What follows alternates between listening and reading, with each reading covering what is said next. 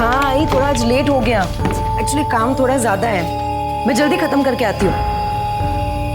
दिव्या बेटा 9 बजने आए हैं, अकेली कैसे आएगी तो? आई मैं आ जाऊंगी, लेकिन अभी आप ऐसे अगर फोन पे बात करती रही तो मैं और लेट हो जाऊंगी। अच्छा अच्छा।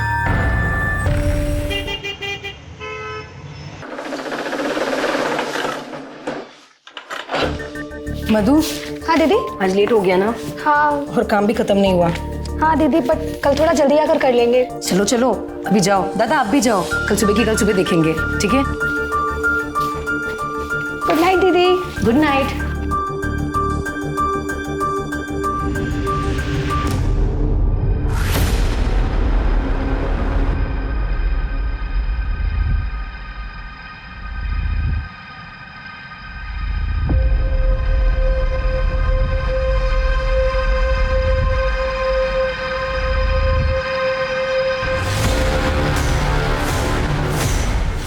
हटो मेरे रास्ते से।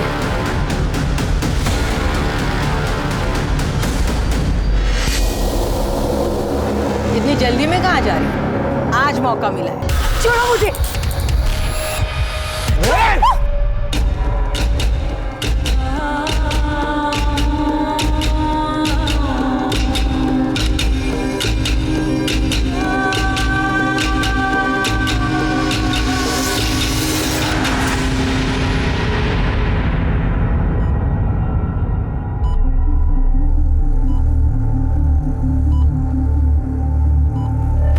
दिव्या बेटा,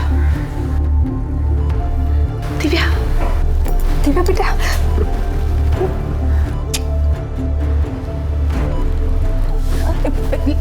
लेटी रहो बेटा, तुम्हारी तबीयत ठीक नहीं है ना अभी? लेटी रहो। हाँ आई, क्या हुआ? और मेरे सर में बहुत पेन हो रहा है। तुम कल रात से बेहोश हो, हमला हुआ है तुझ पर। छोड़ो मुझे। हाय, हाँ, हाय वो शबनम और उसके आदमी ने मुझे मारने की कोशिश की।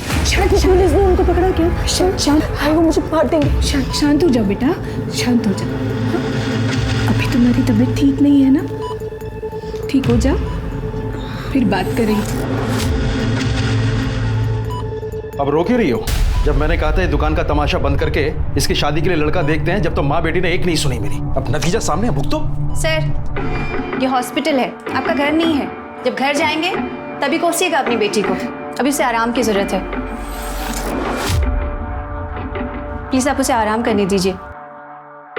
एक औरत का दर्द एक औरत ही समझ सकती है, लेकिन तब क्या हो जब एक औरत दूसरी औरत की जान की दुश्मन बन जाए। कई केसेस में महिला का सिर्फ महिला होना ही उसके साथ किए गए अपराध का बहाना होता है, क्योंकि अपराधी को लगता है कि महिला के साथ अपराध करके वो आसानी से बच जाएगा। और इस बच जाने की सोच को शह मिलती है हमारे सिस्टम के कुछ जंग लगे कलपुर्जों से, जो अपना काम ईमानदारी से नहीं करते हैं। अभी रिपोर्ट लिखा था, बताओ किसने हमला किया था आपके ऊपर? सर वो शबनम और उसकी बेटी इशरत अपने गुंडे प्रहलाद के साथ मिलकर मुझ पर हमला किया था। तब दिव्या, इतनी जल्दी में कहाँ जा रही? आज मौका मिला है। चल चल, पकड़ इसको। चल। क्यों हमला किया था तुम्हारे ऊपर? सर वहाँ मेरी शॉप के पास ही शबनम रहती है, वहाँ वो ड्रग्स का बिजनेस करती है, तो मैंने पुलिस में जाके कंप्लेन कर दी थी। ये एप्लीकेशन FIR के लिए। शिवाजी नगर के एरिया में हमला हुआ था। एक मिनट रुकिए आप, मैं अभी आता हूँ।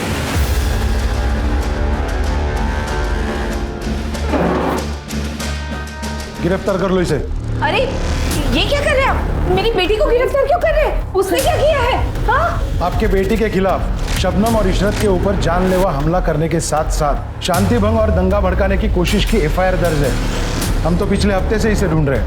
मगर ये हॉस्पिटल में जाके चुप कर बैठी थी। लेके जाओ इसे। अरे सर ये आप क्या कर रहे हैं? अरे उसकी हालत तो देखी, ठीक से खड़ा भी नहीं रहा जा सकता उससे, और आप कह रहे हैं कि उसने धंधा भड़काने की कोशिश की। रिपोर्ट दर्ज हुई है तो गिरफ्तार तो करना ही होगा। साहब ये सब शबनम और इज्जत की साजिश है, मेरी बेटी के खिलाफ उसने कुछ नहीं किया। देखिए कौन क्या साजिश कर रहा है वो हम देख लेंगे। नहीं आप हट जाइए, आप लेके जाइए उसे। नहीं, मेरी बेटी को मत लेके जाइए, उसने कुछ नहीं किया। प्लीज प्लीज सर, दिव्या साहब मेरी बेटी ने कुछ नहीं किया, उसे छोड़ दीजिए, उसे गिरफ्तार मत कीजिए। मैं पैर पड़ती हूँ आपके साहब, मेरी बेटी ने कुछ नहीं किया। साहब मेरी बेटी ने कुछ नहीं किया। लगता है एक बार की पिटाई से तुझे समझ नहीं आया, दोबारा पीटना पड़ेगा। नहीं नहीं मुझे कुछ मत करना, नहीं प्लीज मुझे छोड़ दो, मैं कुछ नहीं करूंगी, प्लीज छोड़ दो मुझे। चुप कर। कौन मारा तुझे? कोई नहीं यहाँ पे, चुपचाप से सो जा। सोने भी नहीं देती।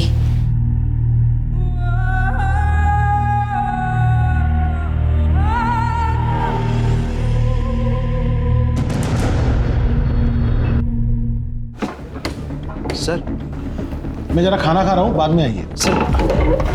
सर एक रिक्वेस्ट थी दिव्या के बारे में। उसे रिहा कर दीजिए सर, उसकी तबीयत ठीक नहीं है। ऐसे कैसे रिहा कर दूं मैं उसको? एफआईआर है उसके खिलाफ। अब कोर्ट ही फैसला करेगा कि उसको रोकना है या छोड़ना है। सब कोर्ट को ही फैसला लेना है तो शबनम इशरत और उसके आदमियों के खिलाफ हमारा भी एफआईआर लिखिए।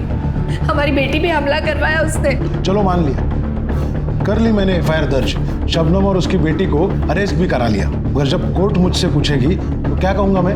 साहब रिहा कर दीजिए ना आप। ये रिवेंज पॉलिटिक्स मेरे यहाँ नहीं चलेगी।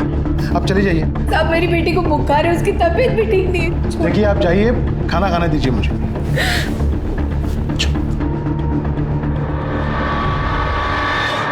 क्या हुआ? घर में फिर से झगड़ा हुआ क्या माँ से? झगड़े तो ऐसे ही होते रहेंगे। हुए बाप की तो इज्जत कर। उस गैर बिरादरी आलोक के साथ तो शादी करने की सोच रही है।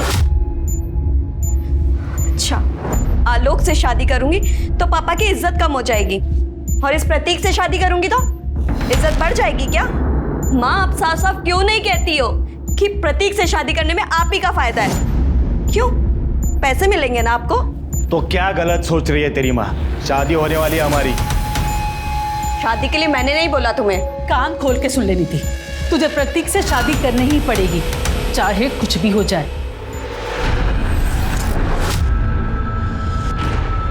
नीति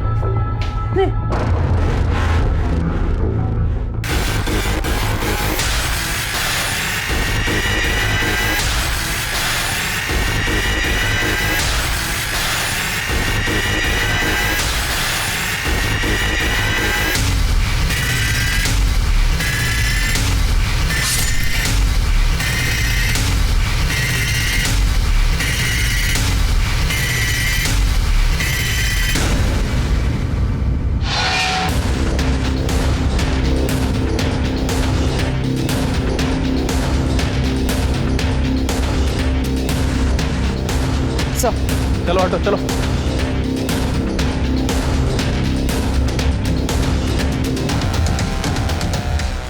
सर पास के गांव के कुछ लोग काम से जा रहे थे, जब उन्हें बदबू आई तो उन्होंने पुलिस को फोन किया। कोई आइडेंटिफिकेशन मार्क मिला? सर लड़की का फोन मिला लेकिन चार्ज नहीं था तो चार्जिंग के लिए भेजा। सर आसपास पूछताछ की, लड़की को कोई जानता नहीं और ना ही किसी ने कुछ सस्पिशियस देखा है यहाँ। एम्बुलेंस को बुलाओ, आसपास सर्च करो, कुछ मिलता है क्या? मोबाइल चार्जिंग के लिए कहाँ लगा है? सर मोबाइल फोन ऑन हो गया।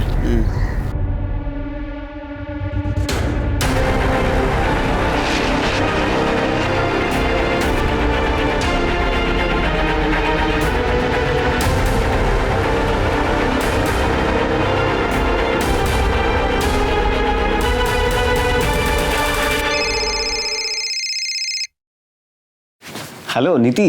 कौन बोल रहा है? आप कौन बोल रहे हैं? मैं इंस्पेक्टर सुनील केलकर बोल रहा हूँ। आप कौन बोल रहे हैं? सर मैं आलोक शर्मा बोल रहा हूँ, लेकिन ये नंबर तो नीति का है। आप उसके फ़ोन से फ़ोन क्यों कर रहे हैं? नीति? कौन नीति? सर मेरी फ्रेंड है, लेकिन हुआ क्या है? हमें एक लड़की की लाश मिली है, हमें लगता है ये नीति की है। उसके फैमिली को इन्फॉर्म करना है, उसके घर का एड्रेस दो और तुम्हारा भी एड्रेस दो। जय राम उसकी माँ का। आप एड्रेस लिखिए।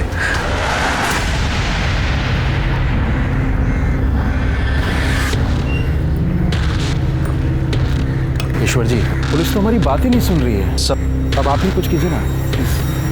सर आपके बारे में बहुत सुना है, आप कितने बड़े सोशल वर्कर हैं। हमारी बेटी को आपकी मदद की जरूरत है, उसकी हालत बहुत खराब है। दिव्या आई।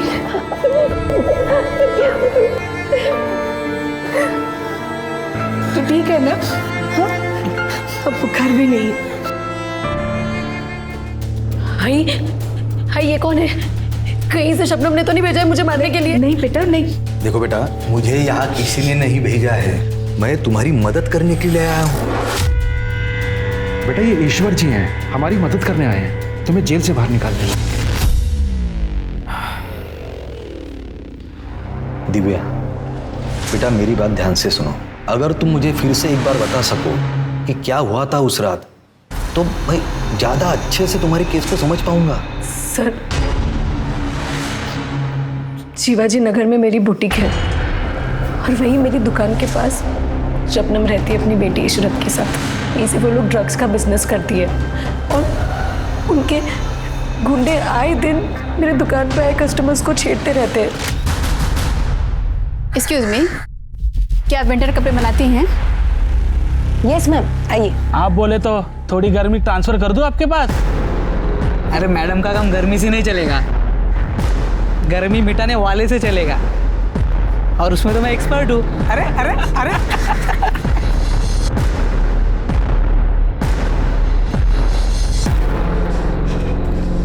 क्या बात है मैडम, इतने जल्दी गर्मी मिटाने के लिए आ गई? लगता है ठंड बहुत बढ़ गई है। मिटा दो गर्मी। इसकी गर्मी ज्यादा बढ़ गई है, पकड़ो इसको। ये तू फिर से आ गई। ये तुम्हारे नशेड़ियों को काबू में रखो वरना अच्छा नहीं होगा। आज फिर मेरी कस्टमर को छेड़ा इन्होंने। ये अपना रोना धोना ना कहीं और जाकर कर। हमने बोला था यहाँ दुकान खोलने को, जो हमसे आके शिकायत कर रही है। ये एरिया तुम्हारा नहीं है जो हर एक काम तुमको पूछ के करूं। अगर नहीं सुधरे ना तो पुलिस में जाके तुम सबकी कंप्लेंट करूंगी। पुलिस में जाएगी? हाँ जाऊंगी। और ये तुम्हारा जो काला धंधा है ना, उसका काला चिट्टा पुलिस को पता के रहूंगी। देख लो भाई लोग, पुलिस में जाने का बोल रही है, तुम सबको जेल में भिजवाएगी। इसका क्या करना है देख लो तुम लोग। इसके पास जाएगी? हाँ, पुलिस के पास जाएगी। हाँ, पुलिस के पास जाएगी। छोड़ो उसे, पीछे पीछे।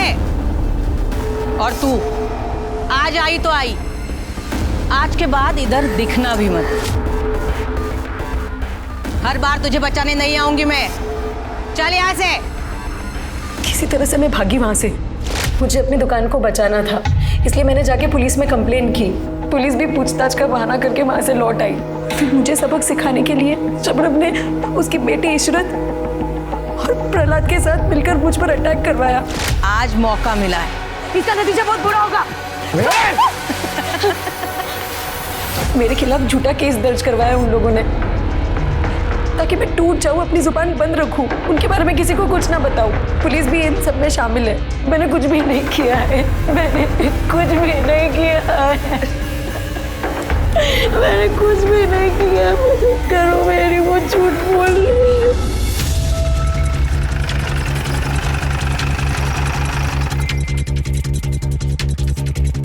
जय और उसकी बेटी नीति इसी घर में रहते हैं ना? जी साहब, क्या हुआ? घर में ताला लगा हुआ है, आप बता सकते हैं कहाँ गए होंगे? ठीक से तो याद नहीं है, लेकिन 3-4 दिन पहले दोपहर का टाइम था, तब जय को देखा था मैंने।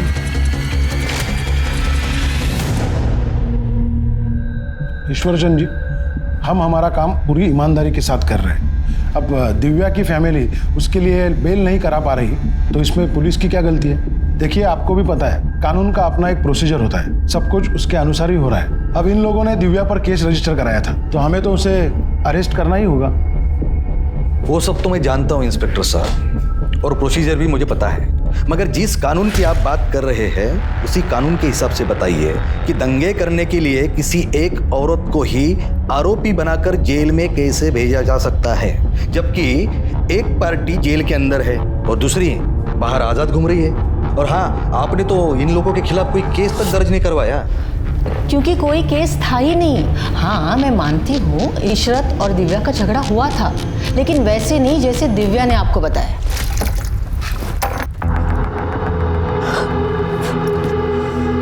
इशरत, दिखाई नहीं देता है अंधी कहीं की? अरे ऐसे कैसे बात कर रही है? गलती से गिर गया, देख नहीं पाई तुझे। तभी तो कह रही हूँ, अंधी हो गई है क्या? सारे कपड़े गंदे कर दिए मेरे। अरे ताई देखो ना कैसे बात कर रही है। ए, ज्यादा मत बोल, पानी ही गिरा है, सूख जाएगा, सूख जाए। सबसे तो बात ही करना बेकार है। जाहिल के जाहिल यहाँ पे सभी। जरा सा बन क्या लेती है, खुद को हमसे ऊपर समझने लगी है। किसी दिन अकल ठिकाने लगा दी जाएगी ना, उसी दिन सब सही हो जाएगा। क्या बोली रे तू?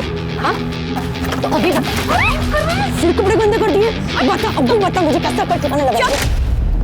इशरत ने जब मुझे आके बताया तभी मैंने पुलिस में कंप्लेंट कर दी और ये दिव्या गायब हो गई। और अचानक से 1 हफ्ते के बाद आकर उसने हमारे खिलाफ ही कंप्लेंट कर दी कि हमने उसे मारा है, उस पर रेप करवाने की कोशिश की है। रेप? आपको नहीं पता? ये देखिए, यही रिपोर्ट दर्ज कराने को कह रही थी। उनका कहना है कि पास में ही रहने वाले प्रहलाद और अनुज शबनम के लिए ड्रग का काम करते हैं और शबनम के कहने पर ही उन दोनों ने उसी रात दिव्या पर रेप करने की कोशिश की थी। ताज्जुब की बात है कि इतनी बड़ी बात आपको नहीं पता। साहब, वो दिव्या बहुत चालू लड़की है। वो आपके सहारे हमें फंसाने की कोशिश कर रही है। दुश्मनी निकालनी है ना उसे हमसे। आपके साथ उनकी क्या दुश्मनी हो सकती है?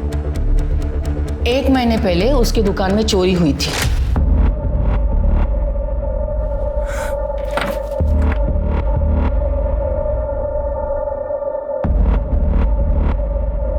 ज्यादा बड़ा नुकसान तो नहीं हुआ ना बेटा? बंद करो ये ड्रामा। मैं ये बात अच्छे से जानती हूँ, इस मोहल्ले के लोगों की हरकत है ये। सबके सब एक जैसे हो। मेरी दुकान बहुत चुभती है ना तुम लोगों को, इसलिए चोरी करवा दी। अरे भैया देखो, भलाई का तो जमाना ही नहीं रहा। कोई तुमसे तुम्हारा हाल पूछ रहा है और उल्टा तुम उसी पर दोष डाल रही हो। तो क्या तुम पर डालूं? कहीं ये चोरी तुमने तो नहीं करवाई? बहुत बुरा लग रहा है तुम्हें। ए, जबान संभाल के। अम्मी है वो मेरी। इशरत, चल यहाँ से। हमें रोकने की कोई भी जरूरत नहीं है। इशरत, FIR देखिए। आप ये FIR की कॉपी देखिए। दिव्या ने उस चोरी में भी हमें नामजद किया था ताकि हमें जेल हो सके, लेकिन वो कामयाब नहीं हो पाई। इसीलिए उसने दूसरी साजिश रची जिससे हम जेल पहुंच जाए।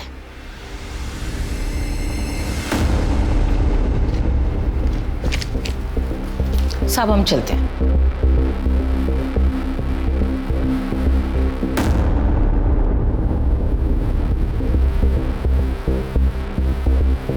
ईश्वरचंद जी, माँ बेटी दोनों मिलकर घुमा रहे हैं पूरे मामले को। आपसे कुछ कह रही है और पुलिस से कुछ और। इंस्पेक्टर साहब, इस केस की सच्चाई जो भी हो, मगर एक सच्चाई जरूर है कि इस पूरे मामले में पुलिस ने एक तरफा कार्रवाई करके दिव्या को जेल भेजा है, जबकि उसकी हालत देखते हुए दिव्या को जेल में नहीं हॉस्पिटल में होना चाहिए था। मैं समझता हूँ, लेकिन सिस्टम ने मेरे हाथ बांध के रखे हैं। और ईश्वर जी, जेल के हॉस्पिटल में दिव्या का इलाज चल रहा है और दिन ब दिन उसकी हालत भी सुधर रही है। नहीं, जेल के हॉस्पिटल में नहीं। हम लोग दिव्या की बेल के लिए अप्लाई कर रहे हैं। पुलिस विरोध नहीं करेगी ऐसी मैं आपसे उम्मीद करता हूँ इंस्पेक्टर साहब। ठीक है, आप बेल के लिए अप्लाई कीजिए, पुलिस विरोध नहीं करेगी। जी शुक्रिया।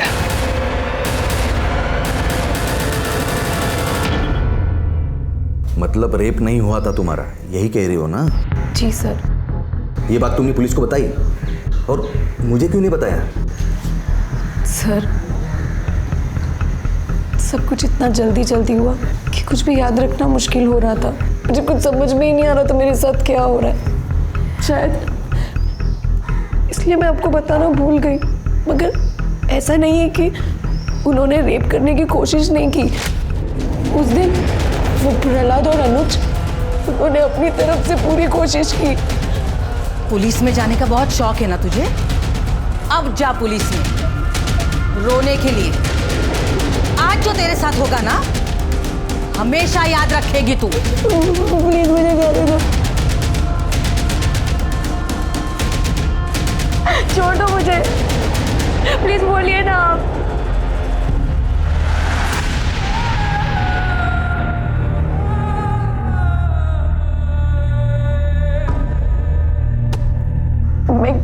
कैसे भी करके वहां से भाग निकली, लेकिन उन दोनों ने मेरा पीछा किया और मुझे पकड़ लिया। फिर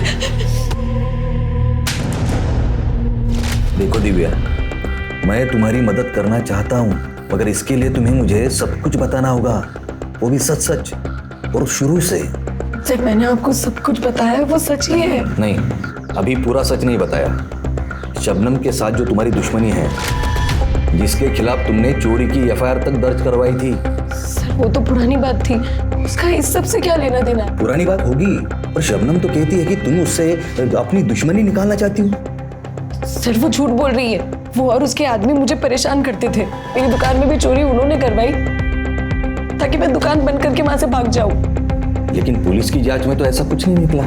कि सर पुलिस बिक चुकी है, शबनम ने खरीद लिया है उन लोगों को। सर मैं आपसे सच बोल रही हूँ, झूठ नहीं बोल रही हूँ। उसकी बात पर यकीन मत करो। ये मामला तो ठंडा होने की जगह और भी गर्म होते जा रहा है। तुम कहो तो ठंडा कर देता हूँ।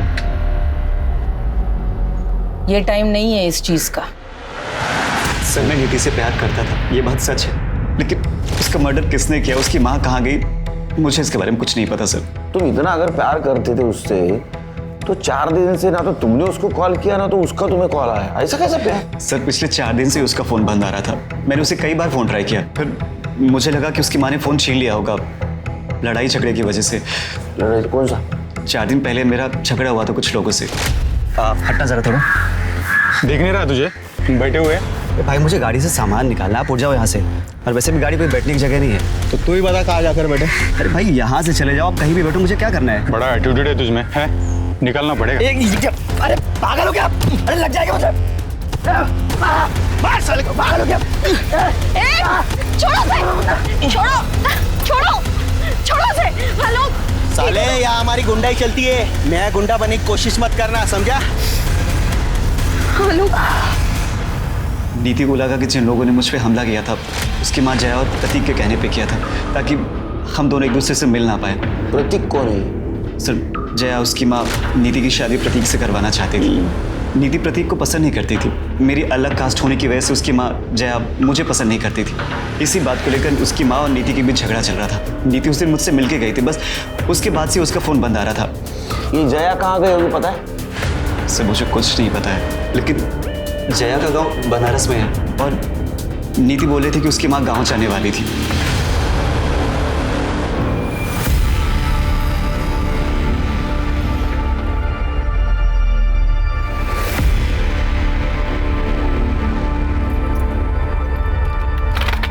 और पुलिस की क्या हाल है? परेशान होने वाली कोई बात नहीं है, सेटलमेंट हो रहा है धीरे धीरे।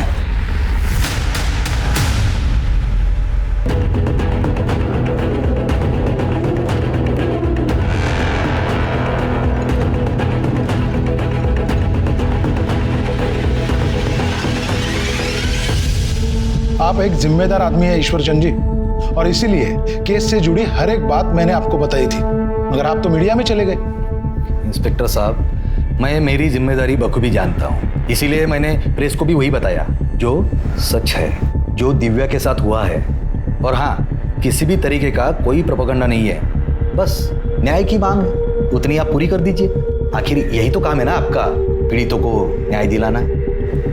जी हाँ, यही काम है मेरा, लेकिन मीडिया में जाके आपने सही नहीं किया। पुलिस आपकी केस की जांच कर रही है, मैं पर्सनली सुपरवाइज कर रहा हूँ आपकी केस में। आप कल आइए, कल बात करते हैं।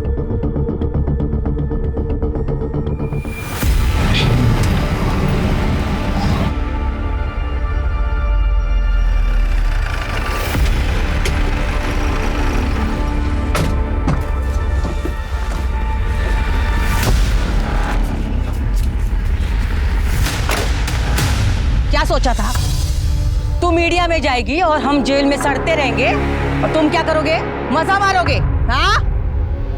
देखो, हमने पुलिस कंप्लेन की है, आप पीछे हटो। पुलिस कंप्लेन की है ना, यही सबसे बड़ी गलती की है।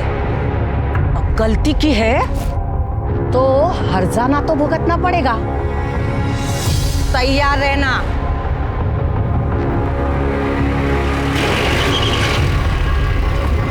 चल बेटा अंदर, अंदर चल।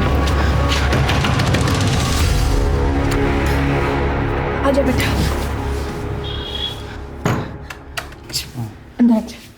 ये क्या नया तमाशा है तुम दोनों का जो पेपर में खबर छपी है इसकी? ये ले पढ़ी से। बाबा वो शबनम और प्रहलाद अभी। चुप, एक शब्द नहीं सुनना है तेरे मुंह से। और तू, एक पैसे की अकल नहीं है क्या तेरे में? है? तेरी बेटी की ऐसी उल्टी सीधी खबरें छपेगी अखबारों में तो कौन शादी करेगा इससे? हाँ मगर वो लोग हमारी दिव्या। अरे छोड़ ले सबको। तुझे पता है कितने खतरनाक लोग हैं वो? हैं? पहली बार इसका रेप नहीं कर पाए, इस बार अगर इसका रेप कर दिया या इसके ऊपर एसिड डाल दिया तो क्या करेगी? दिव्या, हम उतने बड़े लोग नहीं हैं कि उनसे मुकाबला कर सके।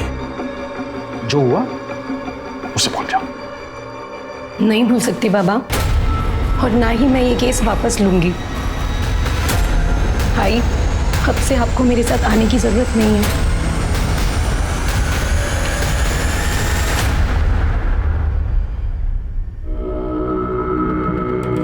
मुझे सर से मिलना है। देखिए मैडम, थोड़ा वेट कीजिए, सर बिजी है। जैसे ही फ्री होते हैं मैं आपको बुला लेता हूँ।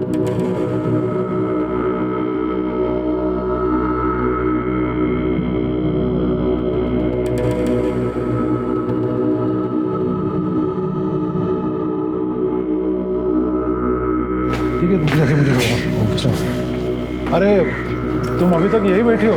मेरे दिमाग से ही निकल गया था। तुम्हारे केस की छानबीन चालू है मगर अभी तक कुछ मिला नहीं। सर वो शबनम और इशरत को आपने अरेस्ट किया था, लेकिन वो लोग तो जेल से बाहर है। उन्होंने बेल ले ली जैसे तुमने ली थी। लेकिन सर वो लोग मुझे और मेरी माँ को धमकाने आए थे। प्लीज आप उन लोग को अरेस्ट कर लीजिए। यही बात शबनम और उसकी बेटी हमसे कह रही है कि तुम और तुम्हारी माँ उसके पीछे पड़े हो। अब अगर हम उन्हें अरेस्ट करेंगे तो तुम्हें भी जेल जाना होगा। जाना है जेल?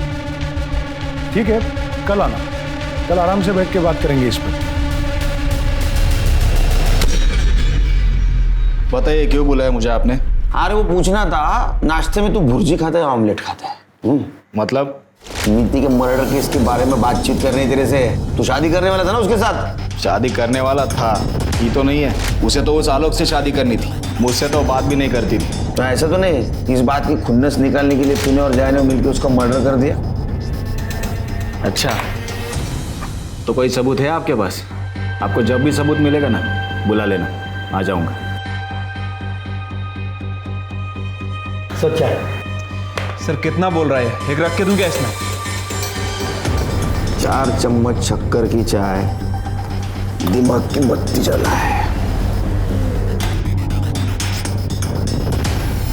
इसका बैकग्राउंड चेक किया था? हाँ सर, इसका बैकग्राउंड चेक किया था। एक लोकल नेता है, उसके लिए काम करता है, इसलिए फालतू की अकड़ भरी है इसमें। काफी केस भी है इसके अगेंस्ट मारपीट के। नीति के मर्डर वाले दिन कहा था, जरा पता करो। ठीक है सर। वैसे सर ये प्रतीक और जया, इन दोनों को ही नीति और आलोक के रिश्ते से बहुत ज़्यादा प्रॉब्लम थी। सर पॉसिबिलिटी है कि या इन दोनों ने ही इसका मर्डर किया या फिर किसी से करवाया है। सर आलोक सही कह रहा था। हमने बनारस में जया के गांव से पता किया। नीति के मर्डर के अगले दिन ही वो अपने गांव पहुंची। नीति के मर्डर के अगले दिन जया को लेके आओ। क्या भाई कल्याण, किसका कल्याण करने जा रहे हो?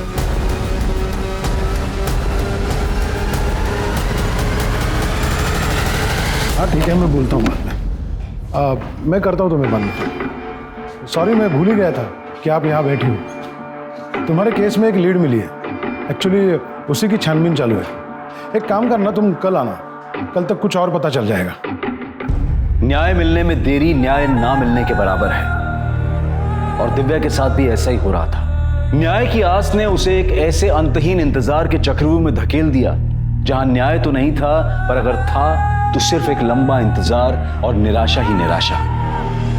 शबनम और इशरत ने उस पर शारीरिक हमला किया था, लेकिन पुलिस की एक तरफा कार्रवाई और परिवार के अधूरे सपोर्ट ने उसे मानसिक तौर पर भी तोड़कर रख दिया था। लेकिन फिर भी दिव्या लड़ रही थी न्याय के लिए, और इस लड़ाई में जहां वो बिल्कुल अकेली थी, उसे सहारा मिला एकदम अप्रत्याशित तरीके से। नीति अपने मर्जी से शादी करना चाहती थी, तुम्हें पसंद नहीं था, इसलिए तुमने नीति को मार दिया। नहीं सर, मैंने नीति को नहीं मारा। नीति के मर्डर वाले दिन अब गांव पे चले गए। नीति ने मुंह दिखाने लायक नहीं छोड़ा था उस आलोक के साथ रिश्ता रखकर। उस दिन जब वो घर नहीं आई तो मुझे लगा कि वो आलोक के साथ भाग गई और मोहल्ले में किसी को पता ना चले, इसलिए मैं चुपचाप गांव चली गई। नीति उस दिन घर से निकलने के बाद आलोक से मिली ही नहीं। ये सब कुछ तुमने और प्रतीक ने किया है। नहीं सर, हमने ऐसा कुछ नहीं किया। तुम दोनों के सिवा कौन दुश्मन था उसका? कौन कर सकता है ये?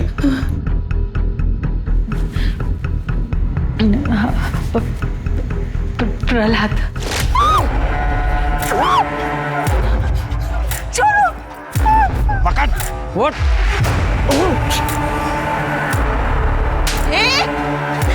छोड़ो उसे। छोड़ो उसे। चल निकल यहाँ से, वरना सारी गांधीगिरी निकाल देंगे तेरे। चल चल चल अंदर चल, अंदर चल। चल मार, लेकिन ये लोग इसे मार देंगे। वो जाने और वो लड़की जाने, इन सब में हमें नहीं पड़ना। चल तू यहाँ से। एरिया का गुंडा है सर, सभी उससे बहुत डरते हैं। नीति के मर्डर से इसका क्या लेना देना? नीति बहुत परेशान थी सर, क्योंकि वो उस लड़की की मदद नहीं कर पाई। लेकिन जब नीति को ये पता चला कि पुलिस ने उस लड़की को जेल में डाला है, तो बहुत परेशान हो गई। मैंने नीति को बहुत रोका, समझाया, लेकिन वो पुलिस स्टेशन में गवाही देने आ गए। पुलिस ने तो कुछ नहीं किया, लेकिन जब गुंडों को पता चला कि नीति उनके खिलाफ गवाही देने आई थी पुलिस स्टेशन में, हमारा जीना हराम कर दिया था। ये क्या करे? धक्का मार के जरा पकड़ो इसको। मैंने कहा था ना, ज्यादा समाज सेवा करना अच्छी बात नहीं है, मगर तू मानी नहीं। देखो अब हो गई ना गंदी बात बीच बाजार में। अभी भी तेरे पास समय है, गवाही देने की सोचना भी मत, वरना अगले टाइम कपड़े नहीं तू फटेगी। नीति को हर तरीके से परेशान किया कि वो गवाही न दे पाए। मैंने भी उसे बहुत रोका और नीति भी अपना मन बना रही थी कि वो गवाही से पीछे हट जाए। तब आलोक पर किसी ने हमला कर दिया, तो नीति को ऐसा लगा। निकाल ली ना आप दोनों ने अपनी खुन्नस आलोक को पिटवाकर, लेकिन मैं भी पीछे नहीं हटूंगी माँ। शादी तो मैं आलोक से ही करूंगी। आपको जो करना है कर लीजिए। अब चुप। अब बात सिर्फ शादी की नहीं है, बात मेरी इज्जत की है। तुझे शादी तो मुझसे ही करनी पड़ेगी, फिर चाहे उसके लिए मुझे किसी भी हद तक जाना पड़े। इस बेशर्म को आलोक के आगे कुछ दिखाई नहीं देता। इससे अच्छा होता कि प्रहलाद इसे मार देता। आ गई ना दिल की बात जुबान पर माँ, तो अभी फालतू की केयर करना बंद कीजिए। अब शादी तो मैं आलोक से ही करूंगी, चाहे मैं मर जाऊंगी, और उन गुंडों के खिलाफ बयान भी दूंगी। बहुत सुन ली मैंने आपकी, अब नहीं सुनूंगी। उस रात हमारे बीच बहुत लड़ाई झगड़ा हुआ और दूसरे दिन सुबह नीति घर छोड़ के चली गई। उन गुंडों ने ही मारा है सर मेरी बेटी को। ये आलोक ने, क्योंकि वो आलोक के पास ही गई थी। किस पुलिस स्टेशन में था ये झगड़े का केस जहां नीति गवाही देने वाली थी? ये कैसी बात कर रहे हैं सर? इसी पुलिस स्टेशन में है वो केस। क्या? किसके पास? इंस्पेक्टर रवि पाटिल। तुमको मेरे केस से क्या लेना देना? मैं आया था तुम्हारे केस के बीच में, जो तुम मेरे इन्वेस्टिगेशन में टांग अड़ा रहे हो। क्या इन्वेस्टिगेशन कर रहे हो तुम? हाँ? सिर्फ घुमा फिराने की बात कर रहे हो ताकि वो लड़की फ्रस्ट्रेट हो जाए और हार मान ले। तुम मेरे बॉस नहीं हो जो मैं तुम्हें सफाई दूं। अरे तुम्हारे जैसे ऑफिसर का बॉस भी नहीं बनना चाहता। अपने काम से काम रखो और मेरे मामले में मत पड़ो। हेलो, ये अब सिर्फ तुम्हारा मामला नहीं रहा, समझे ना? मेरी विक्टिम नीति तुम्हारे पास आई थी गवाही देने के लिए। फर्जी गवाही दी थी उसने। कोई सबूत नहीं मिला हमें जो ये साबित कर सके कि उसकी गवाही सच है। तुमने कुछ सबूत ढूंढने की कोशिश ही नहीं की। नीति का मर्डर हो गया, दिव्या के आरोपी अभी भी खुलेआम बाहर घूम रहे हैं, क्योंकि तुमने तुम्हारा काम ईमानदारी से नहीं किया। तुम जैसे गैर जिम्मेदार ऑफिसर की वजह से हम जैसे जिम्मेदार ऑफिसर के ऊपर लोग भरोसा नहीं करते। तो जाओ, निभाओ अपनी जिम्मेदारी, सुलझाओ केस को। मुझे लेक्चर देने की जरूरत नहीं है। करूंगा, ये सब कुछ करूंगा। मेरा केस भी सॉल्व करूंगा, दिव्या को भी न्याय दिलाऊंगा। You just wait and watch. एक पुलिस स्टेशन अपने ही थाने में दर्ज हुए दो अलग अलग मामलों में दो खेमों में बंट चुका था। नीति की हत्या और उसके संभावित हत्यारों के दिव्या के केस में जुड़े होने ने दिव्या केस में हुई पुलिस कार्रवाई की पोल खोल कर रख दी। दिव्या के केस की जांच पुलिस डिपार्टमेंट के लिए एक शर्म का विषय बन चुकी थी।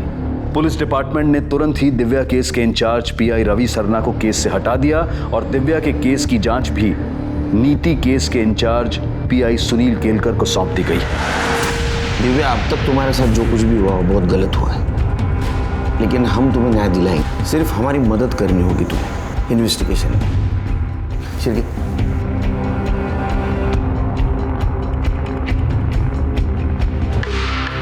इसे जानती हो? नहीं सर, कौन है ये? ये लड़की तुम्हारे लिए गवाही देने वाली थी, लेकिन इसका मर्डर हुआ। और हमें ऐसा लगता है कि तुम्हारे केस से जुड़े होने के कारण उसका मर्डर हुआ है। क्या सर, इस लड़की का मर्डर हुआ है? मतलब आप हमें फिर भी केस लड़ने के लिए बोल रहे हैं? सर बहुत खतरनाक लोग हैं वो। आप हर समय तो हमारे साथ रहेंगे नहीं हमें बचाने के लिए।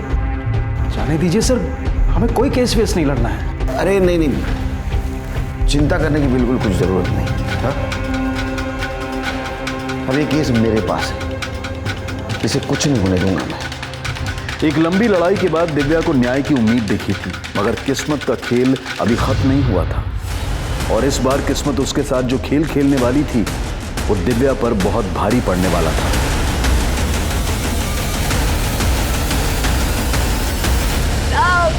साहब मेरी बेटी को मार डाला, मार डाला। गुंडे भेजे थे उसको मारने के लिए और पुलिस कुछ नहीं कर पाई। आपने बोला था ना मेरी बच्ची को कुछ नहीं होगा। ये रक्षा की मेरी बच्ची की आप लोगों ने मार डाला मेरी बच्ची को। सर दिव्या घर पे अकेली थी, उसकी माँ बाजार गई थी और उसके पापा काम से गए थे। दिव्या को इस हालत में उसके पापा ने सबसे पहले देखा जब वो दोपहर में खाना खाने आए थे। किसी पड़ोसी ने देखा है या किसी को आते हुए? नहीं सर, दोपहर का टाइम था तो सब लोग अपने अपने घर पे थे, तो कोई विटनेस नहीं है। घर का कोना कोना छान मार, अड़ोस पड़ोसी से बात करो और ड्रग रैकेट में जितने भी मेंबर हैं सबको उठा लाओ। दिव्या के मौत के जिम्मेदार हम भी हैं। वो जिंदा थी, उसको इंसाफ नहीं दिला पाए। कम से कम मरने के बाद तो उसको इंसाफ दिलाएंगे।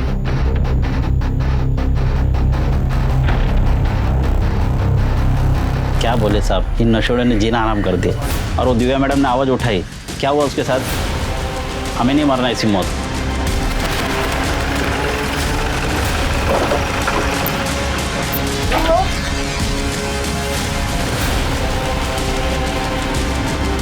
सर अनुज और प्रहलाद घर पे नहीं है और ये बताने को तैयार नहीं वो कहा है। अंदर डालो इसे, चल। दिव्या के साथ तो मारपीट नहीं हुई थी, अगर बोलेगा कोई कैसे? और शबनम और उसके गुंडे सब मुझसे डरते, मैं भी डर गया था। ये स्टेटमेंट थाने चल के दे सकते हो? स्टेटमेंट क्या, आप अगर सुरक्षा की गारंटी दो मैं अपने घर का सीसीटीवी फुटेज आपको बता सकता हूँ। Very good. बता कहाँ है अनुज, कहाँ है प्रहलाद? हमें कुछ नहीं पता, हम सच कह रहे हैं।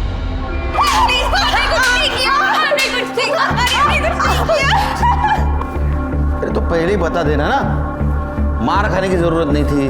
हाँ चलो बोलो। पूरे इलाके में मेरा ही माल बिकता था, किसी की औकात नहीं थी मुझसे उलझने की। लेकिन जब से उस दिव्या ने दुकान खोली थी ना, तब से उसने मुझसे उलझना चालू कर दिया। कभी घर में आके हंगामा करती थी तो कभी यहाँ पुलिस स्टेशन में आके कंप्लेंट करती थी। इसीलिए सड़क पे हमला करवाया उस पर। पहले सड़क पे उसके ऊपर हमला करवाया सबके सामने, बाद में रेप करवाने की कोशिश की। जब वो लड़की नहीं मानी, पीछे नहीं हटी और तुम्हें जब पता चला कि नीति उसके साथ है, तो पहले नीति और बाद में दिव्या को रास्ते से हटा दिया। नहीं साहब, नीति और दिव्या के मर्डर में हम लोगों का कोई हाथ नहीं था। तुम्हारा हाथ कैसे नहीं? अगर नीति तुम्हारे खिलाफ गवाही देती तो तुम जेल जाती, और दिव्या अगर केस लड़ती तो भी तुम जेल जाती। तुम्हारा धंधा चौपट हो जाता, और तुम कह रहे हो तुम्हारा हाथ नहीं। हमारा ड्रग का धंधा अच्छा चल रहा था और ये दिव्या का मामला कुछ दिनों में ठंडा हो जाता था और बाद में वापस में मेरा धंधा शुरू कर सकती थी। तो फिर उन दोनों को मारकर हम लोग अपने ऊपर क्यों मुसीबत ले लेते? ये पुलिस वाला कौन? रवि पाटिल? हाँ साहब, रवि साहब को हफ्ता पहुंचता था हमारे पास से। ये प्रहलाद को कहाँ छुपाया? मुझे नहीं पता साहब, पिछले कुछ दिनों से ना फोन किया ना मैसेज। सर ये शबनम और इशरत तो अभी भी इस बात पे अड़े हुए हैं, इस मर्डर से इन दोनों का कोई लेना देना नहीं है। और सर वो प्रहलाद, वो भी अभी तक गायब है। उसको ढूंढो, क्योंकि इस गुत्थी की गांठ वही है। सर इस अनुज और प्रहलाद के बारे में एक न्यूज मिली है।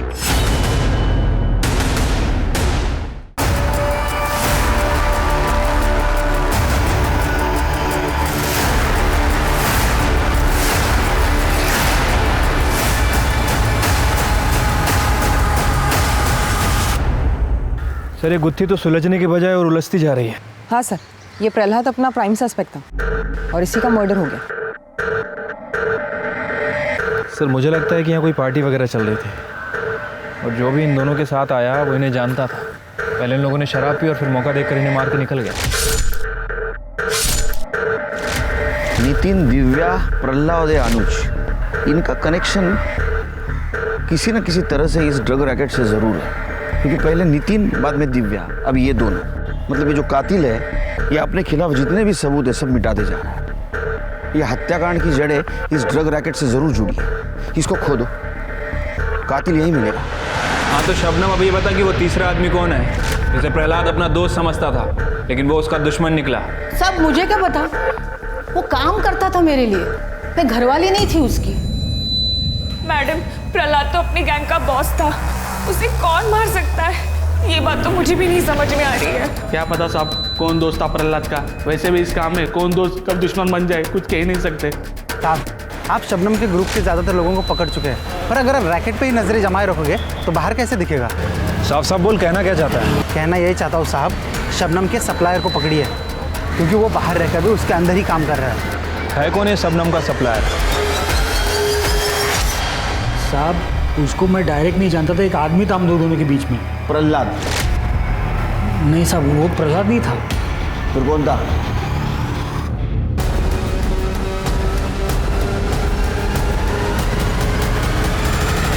दीपक भाई, अभी माल नहीं उठा पाऊंगा, पुलिस नजरें गड़ाए बैठी है चारों तरफ, और शबनम भी जेल में है। मामला ठंडा पड़ते ही शबनम बाहर आ जाएगी, उसके बाद ही तेरी सप्लाई तो मैं शुरू करूंगा।